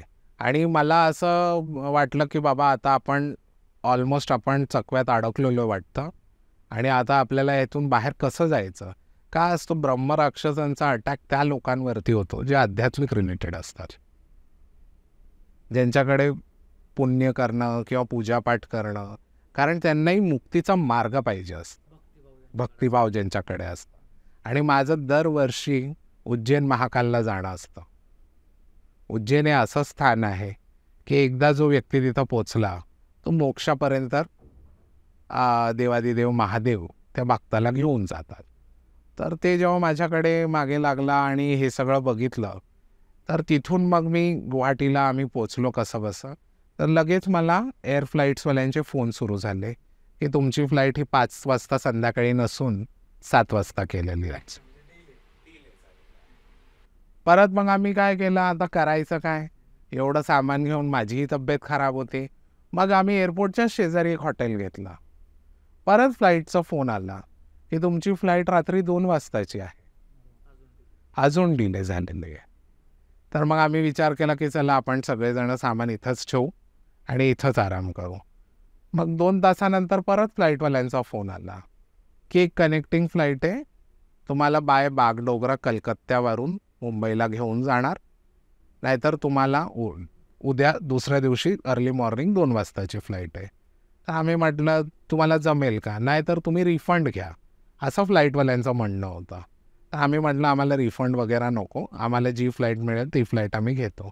आम्ही फ्लाईटसाठी यायला हार्डली 1च तास होता आणि आम्ही कसे बसे बागडोगराला पोचलो कलकत्त्याला, आणि कलकत्त्यावरून मुंबईला आलो. आणि तिथंही अशी गंमत की आमच्या बॅगाच मिसप्लेस झाल्या. असं कधी फ्लाईट्स ऑथॉरिटीकडून होत नाही. आणि त्या बॅग्स आम्हाला 4 दिवसानंतर मिळाल्या. म्हणजे आम्हाला वाटलं की बॅग काही गेलं ते गेलं, आपण ॲटलिस्ट सुखरूप घरी पोचूया. हा शिलाँगचा जो अनुभव आहे हा फार थरारक होता. कारण काय असतं की मी खास करून महिलांना सांगेन की जेव्हा आपण रिव्हर साईडला जातो, काही महिलांना मासिक पाळी असेल किंवा काही प्रॉब्लेम आहे किंवा त्यांचे ग्रह नक्षत्र फार कमजोर असतील, तर अशा अटॅक्स जे होतात निगेटिव्ह एनर्जीजचे, आणि जर ते एखादी वेळी चिपकले आपल्याला, तर ते सहजासहजी जात नाही. म्हणजे त्या टाइम पिरियडमध्ये हो, त्यांचा रेशो म्हणजे जास्त प्रभाव जास्त असतो, असं आहे. आणि अशा जेव्हा रिव्हर साईडला जातात तर मुलींनी शक्यतो केस बांधावे, केस वगैरे मोकळे करून जाऊ नये. आणि रिव्हरमध्ये पण जाताना ज्या रिव्हरची व्यवस्थित पूजापाठ होत असेल त्या रिव्हरकडे गेलं तर काही हरकत नाही. आपल्याला पॉझिटिव्ह एनर्जी मिळते. पण अशा काय रिव्हर्स आहे ज्या निगेटिव्ह वाईब्स आजूबाजू जास्त फिरत असतं. आता मी तर अनुभव घेतलेला आहे. तर मी लोकांना सांगेन की तुम्ही जेव्हा शिलाँग जाता किंवा यूट्यूबला खूप मोठा वाव केलेला आहे की नाही खूप चांगला आहे असं, आम्ही ते बघून गेलो. बट माझा जो एक्सपिरियन्स होता तो फार निगेटिव्ह होता. आणि पॅरानॉर्मलचा अभ्यास हा कामाख्यामध्ये बऱ्यापैकी झाल्यामुळे तर त्या सगळ्या गोष्टी कळले. आणि कुठंतरी मुंबईत आल्यानंतर आमचे जे गुरुजी आहेत अक्कलकोटला, त्यांना मी फोन केला आणि त्यांना सगळं सविस्तर मी सांगितलं. पण त्यांनी जे मला काही उपाय सांगितले त्या उपायानंतर ते पिछा माझं सुटलं. काय उपाय होते तुम्ही सांगू शकता का? काही गोष्टी मला सांगितले होते की काय खाणं, जसं व्हेज खाण्यात म्हणजे काय की तो ब्रह्मराक्षस जो होता तो भुकेला असेल, तो खाण्यासाठी आला होता. मग असं जर असेल तर दही भात, तूप, साखर असं 3 रस्त्याला सोडून द्यायचं आणि जे जिथून आलेलं आहे ते तिथून तुम्ही जा आपल्या रस्त्या, असं सांगून सोडून दिलं की ते ऑटोमॅटिक ते फक्त त्याच गोष्टीसाठी आलेलं असतं. असे उपाय छोटे छोटे उपाय करावे लागतात. आता तुम्ही डॉक्टर आहात, मुंबईतले आहात, आणि आता आपणही पॅरानॉर्मल ॲक्टिव्हिटीजच्या आपण लोकांचं म्हणणं आपण व्ह्युअर्सपर्यंत मानतो आपण. तर तुम्ही एवढे एज्युकेटेड आहात, सोशल वर्कर आहात, ची भविष्यातली खूप मोठी वाटचाल आहे. तर तुम्ही बाकीच्या लोकांना काय सांगू शकता की ह्या ज्या गोष्टी होतात, निगेटिव्ह होतात गोष्टी किंवा पॉझिटिव्ह होतात, तर ह्याच्यामध्ये तुम्हाला किती अनुभव आलेला आहे आणि ह्या गोष्टी कितपर्यंत असतात? कारण की खूप लोक म्हणतात की या गोष्टी काय नसतात. म्हणजे काही लोक म्हणतात खरं असतं, काही म्हणतात खोटं असतं. कसं असतं माहिती आहे का की खरं आणि खोटं जोपर्यंत स्वतःवर येत नाही तोपर्यंत लोक मान्य करत नाही. असं आहे. There are 2 type of energies, black and white, positive and negative. आता काही लोक हे ब्लॅक एनर्जीचं सहारा घेऊन बरेच प्रगती करतात किंवा आपले शत्रू संपवतात, बऱ्याच गोष्टी हे सगळं चालतं. आणि ही तंत्रसाधना काही नवीन नाही आहे. हे वेद, पुराण आणि बऱ्याचशा आपल्या धार्मिक ग्रंथांमध्ये यांचा उल्लेख आहे. असं आहे. तर त्याच्यामध्ये आता ते तुमच्या विश्वासावरती की तुम्ही मानता की नाही मानत. पण मला असं वाटतं की माणसांनी आध्यात्मिक फूल नाही झाला पाहिजे. जेव्हा आपण एखाद्याकडे विषय आणतो किंवा एखाद्याशी जेव्हा चर्चा करतो, तर आता बऱ्याचशा गोष्टीच बघितल्या असतं की अध्यात्माचा लोकांनी बाजार केलेला आहे. म्हणजे एवढे पैसे द्या, मग आम्ही असं करतो, मग आम्ही तसं करतो. असं न करता काही सिम्पल रेमेडीज जर आपण फॉलो केले तर त्या रेमेडीजच्या माध्यमातून आपल्याला छोटे छोटे बदल हे जीवनात दिसतात. तुम्ही जे बोलत की सिम्पल रेमेडीज खा, आता खूप काही लोकांना घरामध्ये पैशांचे प्रॉब्लेम असतात, खूप काही लोकांना हेल्थ इश्यू असतात. तर पैशांचे प्रॉब्लेम त्यांना सडनली तर येत नाही. तर काही ना काही घरामध्ये गोष्ट घडलेली असते किंवा कोणाची मयत होती किंवा कोणाचं आकस्मिक मरण होतं घरामध्ये. त्याच्यानंतर खूप लोकांना त्या गोष्टींचा प्रॉब्लेम फेस करावा लागतो, म्हणजे फायनान्शियल असते किंवा यांचे असते. आता माझ्याच कॉन्टॅक्टमध्ये माझे असे खूप मित्रमैत्रिणी आहेत की त्यांच्या घरामध्ये एक आकस्मिक डेथ झाल्यामुळे घरामध्ये म्हणजे हॉस्पिटल खूप मागे लागलेले आहेत. तर त्याच्यावर तुम्हाला काय सांगू वाटतं किंवा त्याच्यावर सोल्युशन्स? बघा, जर मी तुम्हाला सांगतो 12 ज्योतिर्लिंग आहेत आपल्याकडे आणि 12 ज्योतिर्लिंगमध्ये श्री महाकालेश्वर ज्योतिर्लिंग उज्जैन हा एकमेव ज्योतिर्लिंग असा आहे जो अर्थचं एपिसेंटर आहे. आणि ते एकमेव ज्योतिर्लिंग असं आहे जे दक्षिणेकडे बघतंय आणि त्याच्यावरती शिवचे वेगळे वेगळे चेहरे हे तिकडच्या पंडितजीन लोकांकडून बनवलं जातं. जेव्हा असे काही घटना घडतात जीवनामध्ये तर उज्जैन जाण्यामध्ये सर्वात चांगला पर्याय. कारण कसं असतं, काही जेव्हा आपण म्हणतो की घरामध्ये काही खूप कमी वयात लोक मरतात वेळेच्या अगोदर, तर अशा वेळी उज्जैन महाकालचं दर्शन घेतलं तर आकस्मिक मृत्यू सहजासहजी येत नाही. आणि तिथं म्हणतात की जिथं काल सर्प पूजा केली जाते. नाही, ती पूजा त्र्यंबकेश्वरला केली जाते. उज्जैन महाकालला साधं जलचं जरी अभिषेक केलं तरी त्याचे इफेक्ट्स फार मोठ्या प्रमाणात आपल्याला दिसतात. तिकडे गेल्यानंतर खूप काही लोक भस्म आरती वगैरेही करतात. हो, तर त्याची काय प्रोसेस असते किंवा ते कुठल्या पद्धतीने केली पाहिजे भस्म आरती? भस्म आरती जो असतं ते सकाळी असतं ब्रह्ममुहूर्तामध्ये. रात्री 11 वाजताच लोक लाईन लावतात, कारण भस्म आरतीसाठी गेट्स हे सकाळी 3 वाजता उघडते आणि भस्म आरती हे सकाळी 4 वाजता सुरू होते. तिथं 2 आरत्या आहेत, भस्म आरती आणि रात्रीची सैन्य आरती. ज्यांना भस्म आरती जमत नाही ते रात्रीचं भोग लावतात जेव्हा शिवजींना, ती सैन्य आरती बघावी. मी काय म्हणतो की आपण सगळे देवाच्या मध्ये काहीतरी सेवा करायची असेल तर घंटा किंवा डमरू, एक डमरू तिथून विकत घ्यावं आणि ते डमरू त्या दरबारात जेव्हा सैन्य आरती सुरू असते आपण वाजवावे आणि त्याचे इफेक्ट्स बघा. जोपर्यंत आपण देवाच्या जवळ जाणार नाही तोपर्यंत देवही आपल्या जवळ येणार नाही. असं आहे. जेव्हा तुम्हाला पॉझिटिव्ह इफेक्ट्स हवे असतील तर तुम्हाला आध्यात्मिकशी जोडायलाच लागणार. आणि शिव हे सर्वस्व आहे.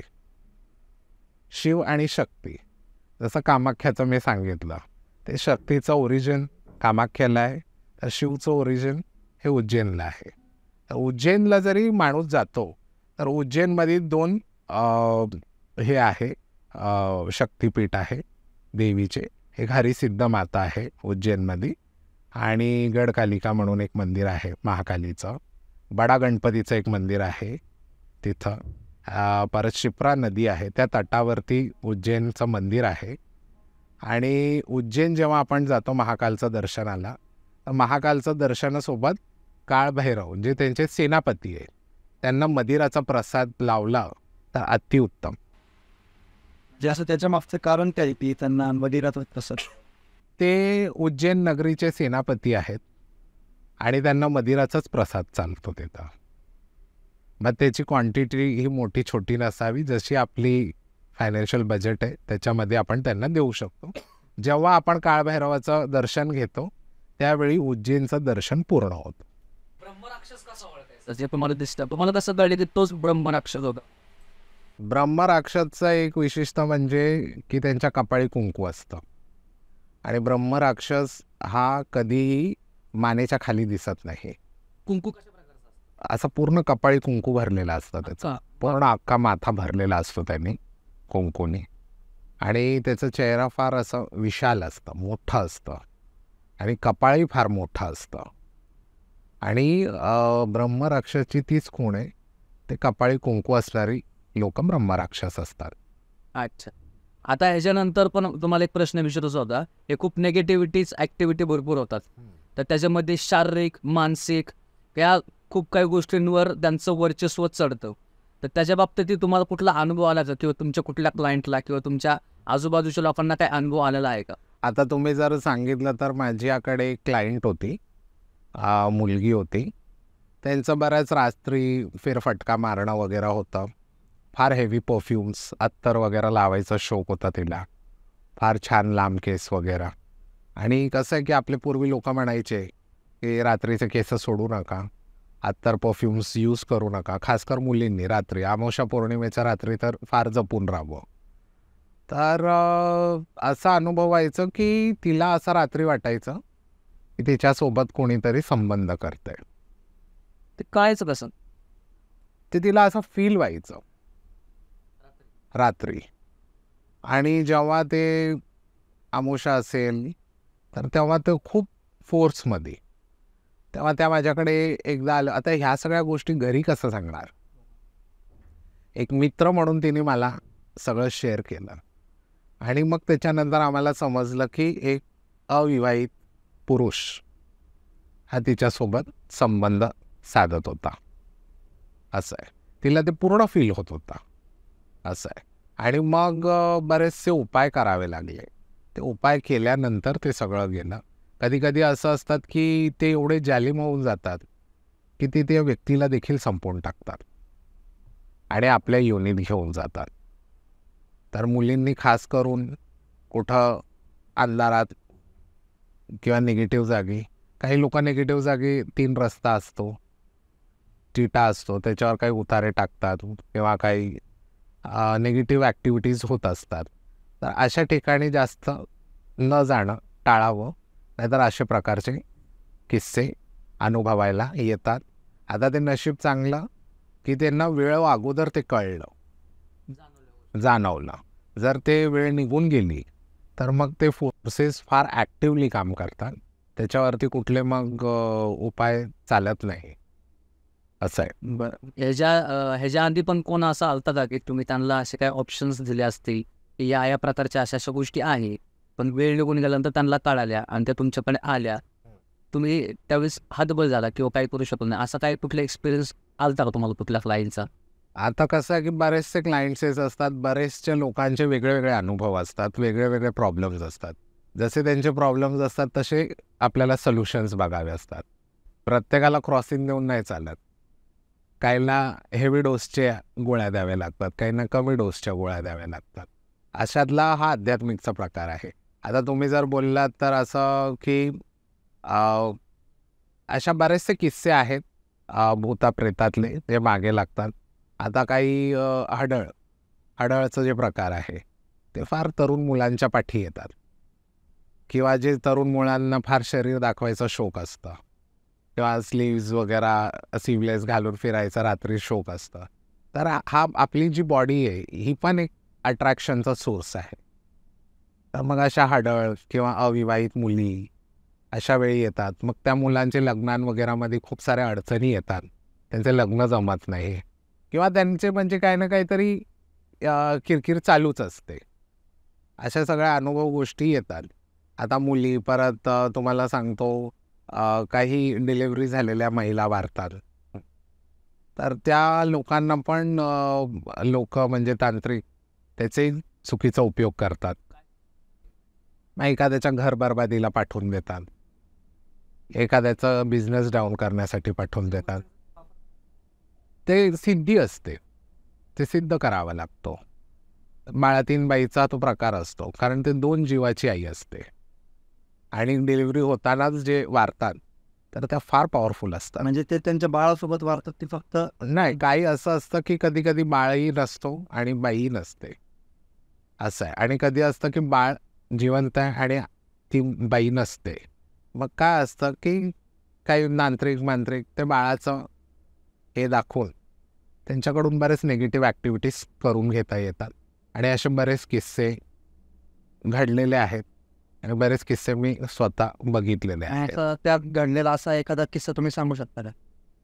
आता असं बघितलं गेलं तर माझ्या एका मित्राचा बिझनेस, अगदी त्याचा बिझनेस खूप चांगला चालू होता, पण त्याच्याच एका नातेवाईकांनी तो बिझनेस पूर्ण डाऊन केला. कसं काय? त्यांनी हेच प्रकार वापरले. आता कसं आहे की तंत्रामध्ये चढही आहे आणि उतरही आहे. काही लोक हा चढवतात आणि काही लोक फक्त उतरवण्याचंच काम करतात. तर मग त्याच्या पाठीमागे लागलं, मग त्याचा बिझनेस ऑटोमॅटिक ट्रान्सपोर्टचा ठप्पा झाला. जे काय त्याला कॉन्ट्रॅक्ट्स मिळायला लागले त्याच्यात कमी यायला लागले, त्याच्या ट्रक्सचे ॲक्सिडेंटच व्हायला लागले, घरामध्ये कलेश वाढले, आणि चांगले चांगले जे त्याच्यासोबत चांगल्या गुड फेवरमधले लोक होते ते ऑटोमॅटिक निगेटिव्ह होऊन गेले त्याच्यासोबत. आता ब्लॅक मॅजिकचा जो प्रकार असतो ह्याच्यात कसं असतं की आपल्या घरी समजा फिश टँक असेल, किंवा आपल्या घरी समजा पक्षी असेल, आपल्या घरी कुत्रा असेल, मांजर असेल, तर आपण त्या एनर्जीजसोबत राहत असतो. तर काय होतं की आपल्यावरती येणाऱ्या काही निगेटिव्ह एनर्जीज हे आपल्या सराउंडिंगच्या जे ॲनिमल्स आहेत त्यांच्यावरती जातात. कधी कुत्राच मरतो अचानक, कधी अकस्मात फिश टँकमध्ये फिशच मरून जाते आपली काही कारण नसताना, कधी मांजर मरून जाते, कधी आपण बर्ड लवर असतो आपल्या पक्ष्या मरून जातात अचानक. मग ह्या सगळ्या गोष्टी हे सायन्स आहे ब्लॅक मॅजिकचे, असं आहे. आणि ब्लॅक मॅजिक अनुभव म्हणजे मी स्वतः घेतलेला आहे. तुमच्यासोबत काय किस्सा घडला होता? 2016ला माझ्या एका बिझनेस पार्टनरनी ब्लॅक मॅजिकचं बरंचसं प्रयोग केलं होतं. काय केलं होतं एक्झॅक्ट? ॲक्च्युली त्याला माझं बिझनेस हडपायचं होतं, आणि ते हडपण्यात यशस्वी झाले, पण त्यांची ही इच्छा होती की मी संपवून जावं. पण त्यांनी मला म्हणजे एवढं मेंटल लेवलपर्यंत त्रास दिला. त्यावेळी असं होऊन जातो की आपल्याला योग्य मार्गदर्शक पण मिळत नाही, आणि आपले जर कुलदेवता आणि कुलदेवी आपण जर पूजत नसेल तर तेही मदतीला येत नाही. फोर्स एवढा मोठा असतो की आपल्याला काहीच कळत नाही. पण देवाच्या कृपेने, स्वामींच्या कृपेने मी त्या सगळ्या गोष्टीतून बाहेर आलो. फायनान्शियल लॉसेस होतात, financial losses you can recover, but एकदा जीवाचा जर लॉस झाला तर ते कुठून आणता येणार नाही. म्हणून लोकांना काय आहे की फायनान्शियल लॉसेस, आदमी जिवंत आहे तर लाखो करोडो कमवू शकतो, पण जो आदमी माणूस हयातीतच नसेल तर मग त्या पैशाचा काय उपयोग? ते ब्लॅक मॅजिक झालं म्हणजे हा. त्यावेळेस तुम्हाला त्रास काय होत होता, तर तुम्हाला कसं कळलं की हे ब्लॅक मॅजिकच आहे, ब्लॅक मॅजिकच आहे ना? आता असं आहे की ब्लॅक मॅजिक जेव्हा होत होतं तेव्हा अननेसेसरी भांडणं व्हायचे, अननेसेसरी हायपर ॲक्टिव्हिटीज वाढले, कुणालाही राग, कुणालाही द्वेष, कुणालाही शिव्या घालणं, ॲक्सिडेंट झालं. माझ्या घरात 3 वर्षात लागोपाठ 5 माणसं वारली, इन्क्लुडिंग माझे वडील. आजारपण लागून जातं, सगळे रिपोर्ट्स नॉर्मल येतात, आजाराचं डिटेक्शन होत नाही. औषध तरी काय देणार डॉक्टर? मेडिकल सायन्स नंतर ही जी सायन्स आहे ब्लॅक मॅजिकची, या सायन्स पकडायला पण योग्य डॉक्टर पाहिजे. तो वेळेवर उपलब्ध नाही झाला तर काहीच उपयोग होत नाही, आणि एकदा वेळ निघून गेली तर आपल्याला काही करता येत नाही.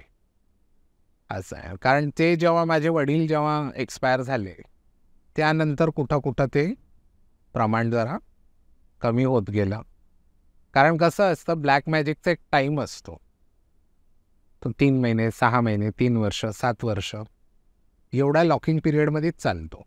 ज्या दिवशी त्याचं पिरियड संपतं त्या दिवशी आपल्याला व्यक्तीचं नाव देखील समजतं की हे कोण करतंय, कोणाकडून करतं. हो, कारण आपल्यामधली मेडिटेशननी आपले जे चक्र आहेत ते एवढे ॲक्टिव्ह होतात की ते आपल्याला स्वप्नाच्या माध्यमातून सगळं क्लिअर कट टू कट दिसतं, दाखवून देतं.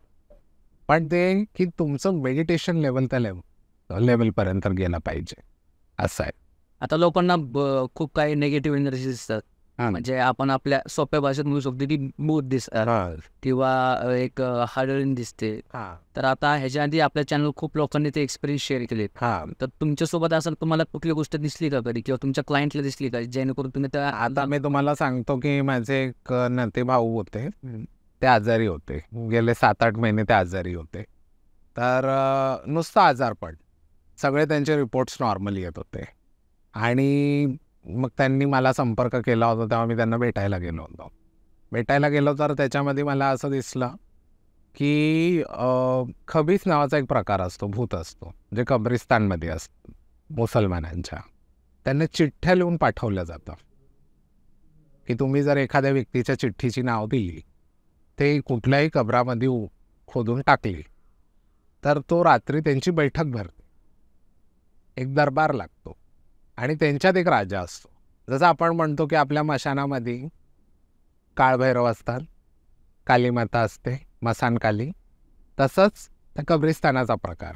मग त्या चिठ्ठीवरती सुनावणी होते. मग ते सांगतात की यांनी मला या कामासाठी चिठ्ठी लिहिलेली आहे, मला एवढं खाणं दिनं दिलेलं आहे, तर मग ते त्याच्या पाठी लागतात. मग ती जी चिठ्ठी असते हा, ते असं कोणी पण लिहू शकतं का? त्यासाठी एक वेगळा एक नाही, त्यासाठी जो तंत्रविद्या करणारा अनुभवी व्यक्ती असतो, ती लोक, ती अरबी इलम असते, अरबीमध्ये चिठ्ठी लिहिली जाते, उर्दू भाषेमध्ये. असं आहे. ते तोडणं म्हणजे मला असं झालं की मला ते ओरिजिनच समजत नव्हता. पण माझे एक वाराणसीचे पंडितजी होते, माझे चांगले ओळखीचे होते. मग त्यांना मी सांगितलं असं असं आहे, आणि तेव्हा ते सुद्धा उर्दू भाषेमध्ये पूर्ण तल्लीन होते, त्यांना पूर्ण माहिती होती. त्यांनी सुद्धा उर्दू भाषेमध्ये ते चिठ्ठीचं रिवर्स उत्तर लिहिलं, आणि ते सगळं जे प्रयोग समोरच्यानी केलं होतं, कब्रिस्तानमध्ये जाऊन गाडणं वगैरे, ते सगळं केलं. तेव्हा हळूहळू तो प्रभाव कमी होत. आणि त्रास काय होत होता त्या सगळ्या गोष्टींचा? बघा, जेवण न जाणे, शरीर कमजोर होणे, डोळ्याखाली डार्क सर्कल्स येणे, चेहरा अगदी प्रेतासारखा दिसणे, तुमच्या शरीरातून दुर्गंधी येणे, हा भाग आहे ब्लॅक मॅजिकचा. त्याच्यावरती ओळखता येतं, असं आहे. हा, अजून तुमच्या कुठल्या क्लायंट बरोबर असे घडले होते का? वशीकरण एक प्रकार असतो. वशीकरणाचा तुम्हाला एक प्रकार सांगतो की अशा बऱ्याच लोक वशीकरणाचा प्रयोग करतात की एकतर्फा प्यार जो करतो, ती लोक वशीकरणाकडे जास्त असतात, आणि त्या मुलीचा नकार असतं किंवा मुलाचा नकार असतं. पण एकतर्फा प्यारमध्ये बऱ्याच असे किस्से माझ्या समोर झालेले आहेत जे वशीकरणाच्या माध्यमातून लग्नापर्यंत पोचले पण ते टिकू शकले नाही. मग त्यातला एक कुठला अनुभव शेअर करू शकता का तुम्ही? म्हणजे आमच्या व्ह्यूवरलाही त्या गोष्टींचा अनुभव येईल की कशा प्रकारे. कारण कसं वशीकरणाचा एक गोष्ट सांगतो. वशीकरण जेव्हा एखाद्या व्यक्तीवरती होते तेव्हा ती व्यक्ती फक्त एकच ऑर्डर फॉलो करते जो वशीकरण करवतो. तर ते वशीकरण करण्याची पद्धत काय असते किंवा कुठल्या पद्धतीने त्याला वशीकरणमध्ये. वशीकरणामध्ये जर तुम्ही बघितलं मुलींचे केस, तिच्या पायाचे नख, तिचे कपड्यात मग तिचे इनरवेअर्स असतील, तिचा दुपट्टा असेल, तिची चप्पल, तिची पायाची माती किंवा मुलांमध्ये अंडरवेअर, केस, नख या गोष्टीवरती वशीकरण होतं. त्याचा वापर कसा केला जातो? पण समजा फॉर एक्झाम्पल आता कपडाचा तुकडा घेतला तर त्याचा वापर कसा केला जातो किंवा कसं असतं की आपला घाम त्या कपड्याला चिटकलेला असतो, आपला अंश त्या कपड्यामध्ये असतो. बरं. त्यामुळे त्या अंशाला पकडून वशीकरण केलं जातं. आणि वशीकरणचाही टाईम असतो, 3 महिने, 6 महिने, वर्षभर, 2 वर्ष, 3 वर्ष. एकदा तो वशीकरण तुटतो त्यावेळी खूप उशीर झालेला असतो. जर तुम्हाला कळलं वशीकरणात काय होतं की आता बरेच आईवडील येतात की आमची मुलं ऐकत नाही, आमची मुलं याच मित्राचं जास्त ऐकतात, शेजाऱ्याच्याच जास्त ऐकतात. तर अशा काही गोष्टीच असतात की घर आपलं आहे पण चालवणारा हा शेजारचा व्यक्ती असतो. ते चालवत असतो. म्हणजे तुमच्या घरी आज काय बनणार आहे हे ते ठरवत असतात. हा एक प्रकारचं वशीकरण आहे. तर ते ओळखल्यानंतर त्याला सोल्युशन काय? म्हणजे कुठल्या प्रकारे त्या गोष्टींना हे तोडलं पाहिजे वशीकरण की जेणेकरून ते प्रॉब्लेम सॉल्व्ह होतील? का ते केस टू केस डिपेंड असतं? वशीकरण तोडण्यासाठी महाकालीचंच तंत्र चालतं. महाकाली एवढा पॉवरफुल आहेत की ते कुठल्याही प्रकारचं वशीकरण तोडू शकतात. म्हणजे जिन्नात, भूत, प्रेत, अडळ, डाकिनी जे काही हे जे प्रकार असतात हे सगळ्या महाकालीच्या पायाखाली असतात. तर जो महाकालीचा उपासक असेल त्याला फारसा त्रास होत नाही. पण महाकालीचा उपासना कशी करावी हा पण एक मोठा हे त्याची ते प्रोसेस आहे. आता कसं आहे की जर आपल्याला असं कळलं तर महाकालीला मेन पूजायचा सर्वात उत्तम दिवस तो अमावस्याचा. आपल्याकडे निगेटिव्ह मानतात पण ते महाकालीसाठी पॉझिटिव्ह डे. त्या दिवशी महाकालीला तुम्ही बताशे देऊ शकता, पानाचा विडा देऊ शकता, लिंबांचा हार देऊ शकता, लवंगांचा हार घालू शकता. आणि महाकालीला जास्वंदीचं फुल अतिप्रिय, लाल रंगाची चुनरी देऊ शकता, श्रीखंड देऊ शकता. म्हणजे हे सगळं महाकालीला अत्यंत प्रिय. तर हे सगळं तुम्ही दिलं तर महाकालीची छत्रछाया तुमच्यावरती असते आणि निगेटिव्ह ज्या गोष्टी आहेत त्यापासून आपली काट होत असते. असं आहे. बरं. आणि आता आपण भरपूर ठिकाणी बघतो जे आपले हे असतात अघोरी. हां.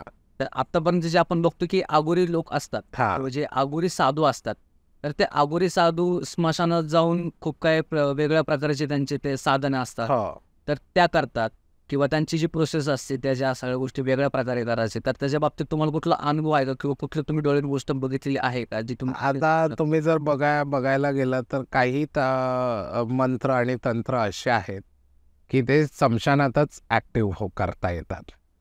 आता असं आहे की उदाहरण तर असं खूप वेळा आपल्या आजूबाजूला झालं असतं की एखादी व्यक्ती खूप चांगला असतो हेल्थवाईज आणि अचानक तो मरतो, आकस्मिक मृत्यू येतो. मग आपल्यामध्ये जेव्हा जन्म होतो माणसाचा तेव्हा आपण पंचांग काढतो. तसं मृत्यूच्या वेळी पण लोकांनी पंचांग काढले पाहिजे. मृत्यू का झाला, कुठल्या योनीत जाणार आहे, काय होणार आहे. कधी काय होतं माणूस काढत नाही, पंचक लागून जातो. मग कधी 5 माणसं मरतात, कधी 3 माणसं मरतात, कधी घरातले 7 माणसं मरतात. तर त्याच्यावरती योग्य वेळी योग्य उपाय केले तर आपल्या घरात जे काही आकस्मिक मृत्यू आहेत ते थांबतात. बरं. आता समजा आपण ते पंचांग काढलं, कधी कळलं की आता आपल्या घरातले 5 जीव किंवा 7 जीव जाणार आहेत, तर त्याच्यावर सोल्युशन काय? सोल्युशन वेगळ्या सोल्युशन्स आहेत. असं आहे, डिपेंड अपॉन द केस.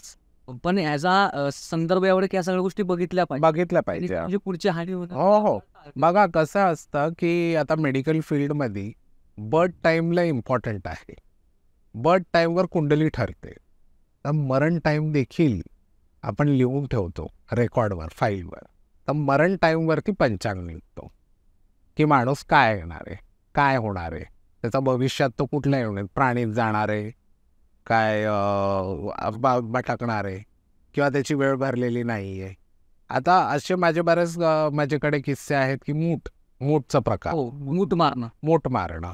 आता तुम्ही जर म्हटलात तर आजही कलियुगात हे सगळ्या गोष्टी होतात. पण एक्झिस्ट करतात का अजून पण? हो हो हो. कारण की आता होतं. आम्ही तर तरुण आहोत, आता आम्ही आध्यात्मिक करतो, आम्ही भरपूर लोकांचे अनुभव ऐकतो, त्याच्यामुळे आम्हाला भरपूर या गोष्टींनी विश्वास आहे. हा. आमच्याच एजची भरपूर पोरं आहेत, वेस्टर्न कल्चरला फॉलो करतात, तर त्यांना ह्या गोष्टींवर नाही, आता तुम्हाला सांगतो मूठ मारण्याचा जो प्रकार असतो, मूठ मारण्यामध्ये काय होतं की एक प्रकारचा मूठ असतो जे 40 दिवसात माणसाला रोज थोडा थोडा करून संपवतो.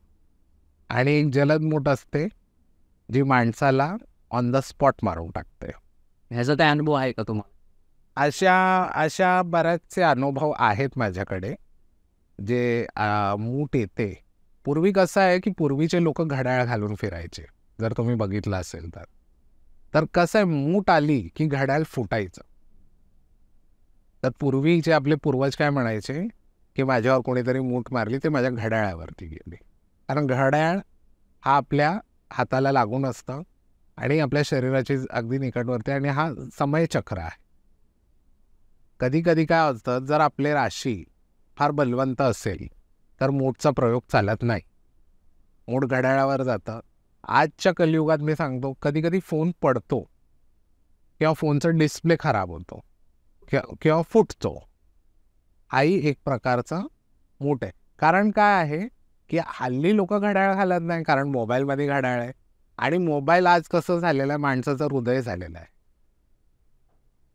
त्यामुळे मोबाईल फुटतो किंवा असं काय जेव्हा होतं तर माणसाने थोडंसं सिरियसनेस घ्यावा त्या गोष्टीचं. कारण जेलेसीला एक्सटेंड काय नाही आहे, त्याला लिमिट काही नाही आहे. आणि जेव्हा माणूस जेलेसीवरती उतरतो तेव्हा तो कुठल्याही हद्दीमध्ये जातो. म्हणजे एखाद्याचं तोंड काळा करायचं आहे तर तो अगोदर स्वतःचे हात काळे करतो, याचा तो विचार करत नाही. आणि तंत्र मंत्र हे देखील असंच आहे की एखाद्याची वाजवायचीच आहे, एखाद्याला संपवायचंच आहे, तर त्याचं घर जाळलं तरी चालेल, समोरच्याला पाडायचं. अशा सगळ्या गोष्टी होतात. तर ते जे मूठ मारण्याची प्रक्रिया असतो हां. कशा प्रकारे होतं, म्हणजे कसं केलं जातं? आता कसं असतं की जर मूठ मारलं आणि ती रिवर्स जर तो माणसावरती नाही आली, ती मूठ रिवर्स जाते ज्याने पाठवलेली. नाही, पण ते कसं केलं जातं? कसं असतं बघा, प्रत्येकाच्या वेगळ्या वेगळ्या तंत्र आहेत. काय बंगाली तंत्र आहे, काय कोकणी तंत्र आहेत, काय तिबेटियन तंत्र आहेत त्याच्यासाठी मूठ मारण्यासाठी. काहींचं लिंबूवरती मूठ होते, काहींना नारळ लागतं, काहींना कोंबडा लागतो. हा वेगळे वेगळे तंत्र आहे. जेव्हा समजा की एखादी व्यक्ती समोरची फार स्ट्रॉंग आहे आणि मूठ रिव्हर्स होते, तर जो मूठ पाठवतो ते त्याच्या जीव घेऊ शकते. पण ती प्रोसेस कशी केली जाते मूठ मारायची? त्याला काय म्हणजे आता फॉर एक्झाम्पल आता कोणाचं काय वाईट करायचं तर लोक ते लिंबू वगैरे करतात किंवा हो हो हो हो. असं कसं असतं की त्याच्यामध्ये बिब्बा नावाचा एक प्रकार असतो, एक फळ असतो जे पूर्वी मशालात लावायचे, कारण की ते त्याचं तेल असतो. काळा बिबवा. काळा बिब्बा असतो. तो बिब्बा तंत्र साधनेमध्ये कलेज आहे, एखाद्याचा काळीज आहे, त्याच्यावरती काहींनी समजा तांत्रिक क्रिया केले, ते लिंबू परत टाचण्या भावल्या असं करून एखाद्याच्या व्यक्तीचा ज्याच्यावर मूठ मारायची असते त्याचे फोटो बिटो दाखवून किंवा त्याचा एखादी वस्तू, त्याचे एखादी केस जर केलं तर ते त्या व्यक्तीकडे बरोबर पोचतं. आता ह्याच्यात कसं आहे की आपलं तंत्र वेगळं आहे, इतरांचे तंत्र वेगळे आहेत, इट डिफर. आणि हे सगळ्याच जाती धर्मात होतं असं आहे. कारण बऱ्याच वेळा असं होऊन जातं की चालता बोलता माणूस मरून जातो आणि आपण विचार करतो अरे काय झालं. पण जेव्हा आपण त्याचं खोलवर अभ्यास करतो तर कधी असं असतं की त्याला मूठ मारलेली आहे. आता माझ्याकडे एक पूर्वी केस होता की 2 व्यक्तीचं भांडण झालं. त्या व्यक्तीने त्या मित्राला लाथाने मारलं आणि त्या मित्राने सांगितलं की 2 दिवसात तुला मी पोचवतो. तंत्रक्रिया वगैरे करत होता का आधी? बघा, असं कोणी सांगत नाही ना मी तंत्रक्रिया करतो म्हणून. आणि 2 दिवसात काय झालं की अचानक त्याला वॉमिटिंग झाली. त्याचा मला फोन आला आणि तो बोलला, अरे काल परवा माझं त्याच्याशी भांडण झालं आणि तो बोलला की मी तुला पोचवतो. आणि त्याला वॉमिटिंग झाली आणि त्याला पॅरालिसिसचा अटॅक आला. एवढा फास्ट? हो. आणि पॅरालिसिसचा अटॅक आल्यानंतर त्याची वाचाच गेली. तो बोलूच शकणं बंद झाला. त्याचं जेवण खावण हे पाईपच्या माध्यमातून व्हावं लागलं आणि 40 दिवसानंतर त्याचा दुर्दैवी अंत झाला. नाही त्याचं सोल्युशन काहीच नाही निघलं का?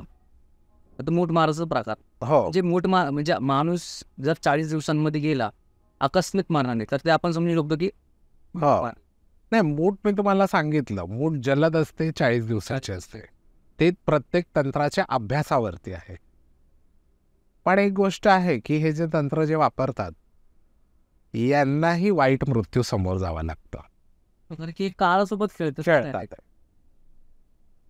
असं आहे की एखाद्याला वाटलं मी त्याला पोचवलं, आता मी खूप खुश आहे, आता त्याला सगळं व्यवस्थित वाटेल, बट कर्मकांडाचे चक्रीत त्याला अडकायचंच आहे.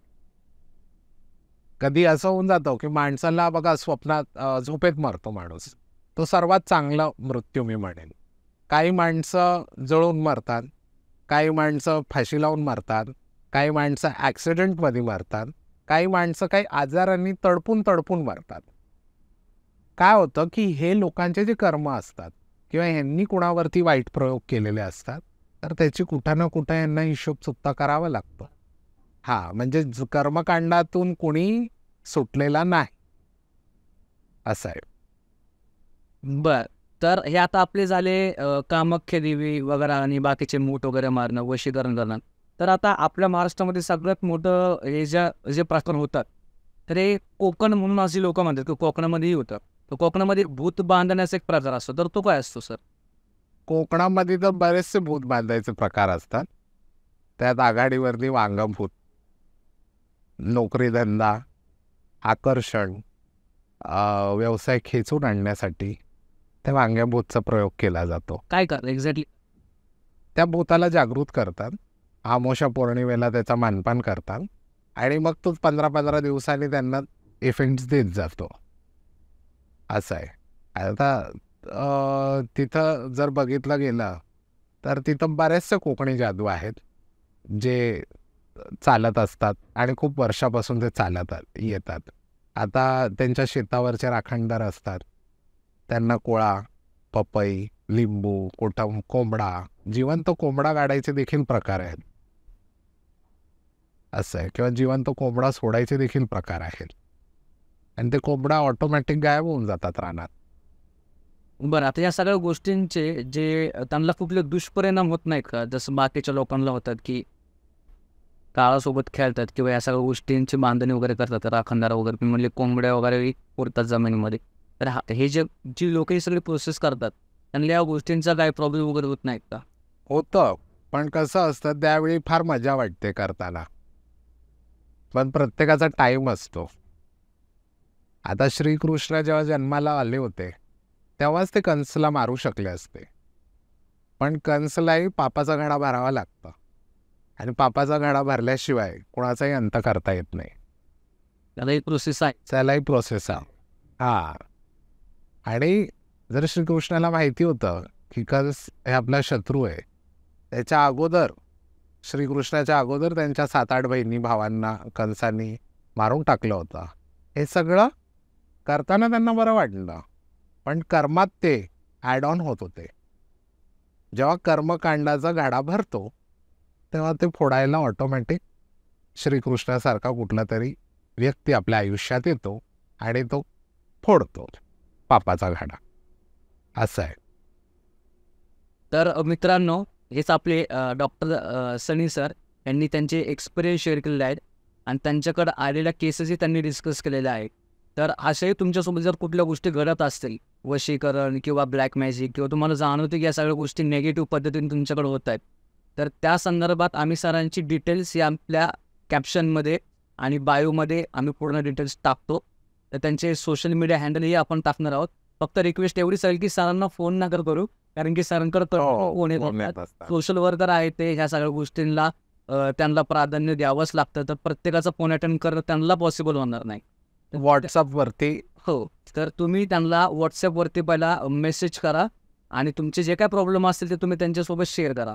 कारण की प्रत्येकाचं सोल्युशन हे वेगळंच असणार. हो, अगदी वेगळं. केस टू केस त्यांना त्या सगळ्या गोष्टी बघाव्या लागणार आहेत आणि त्या पद्धतीने तुम्हाला सोल्युशन देते.